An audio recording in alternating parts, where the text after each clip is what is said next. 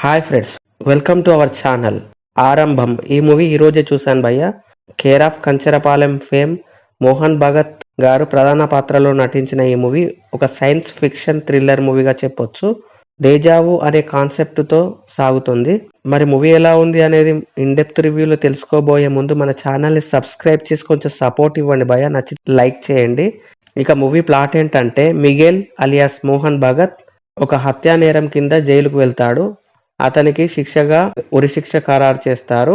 తెల్లవారితే ఉరి పడుతుంది అనే సమయంలో అతను ఆ రాత్రే జైలు నుంచి తప్పించుకుంటాడు.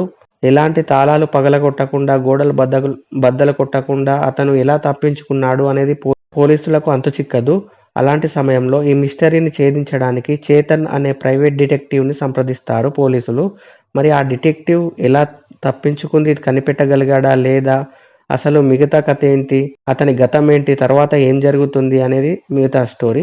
మూవీ చూసాక నాకైతే రొటీన్ మూవీస్కి భిన్నంగా ఒక ఇంట్రెస్టింగ్ కాన్సెప్ట్తో ఉన్న ఒక మంచి మూవీ చూసానని అనిపించింది. టైమ్ లూప్ కాన్సెప్ట్తో మూవీస్ చాలా తక్కువగానే వచ్చాయి. టైమ్ లూప్ కాన్సెప్ట్ తెలిసిందే అయినా దాని ప్రజెంటేషన్ బాగా అనిపించింది. ఎక్కడ బోర్గా అనిపించకుండా తర్వాత ఏం జరుగుతుంది అనే థ్రిల్లింగ్ను మిస్ కాకుండా మంచి ట్విస్ట్తో చాలా బాగా చూపించారనిపించింది. ఈ మూవీ అందరికీ కనెక్ట్ కాకపోవచ్చు, అక్కడక్కడ కొంత స్లోగా ఉన్న ఇంట్రెస్టింగ్గానే సాగుతుంది. ఫస్ట్ హాఫ్ జైలు నుంచి తప్పించుకోవడం, జైల్లో ఒక బుక్ దొరకడం, దానిలో అతని గతం గురించి చూపిస్తారు. ఇంటర్వెల్ ట్విస్ట్ బాగుంది. క్లైమాక్స్ కూడా ఊహించని ట్విస్ట్తో బాగుందని చెప్పొచ్చు. సెకండ్ హాఫ్ నుండి మూవీ ఇంట్రెస్టింగ్గా సాగుతుంది. మదర్ సెంటిమెంట్ ఎమోషనల్గా కనెక్ట్ అవుతుందని చెప్పొచ్చు. సినిమాటోగ్రఫీ చాలా బాగుంది అనిపించింది. ఒక సాంగ్ బాగుంది, బ్యాక్గ్రౌండ్ మ్యూజిక్ బాగుంది.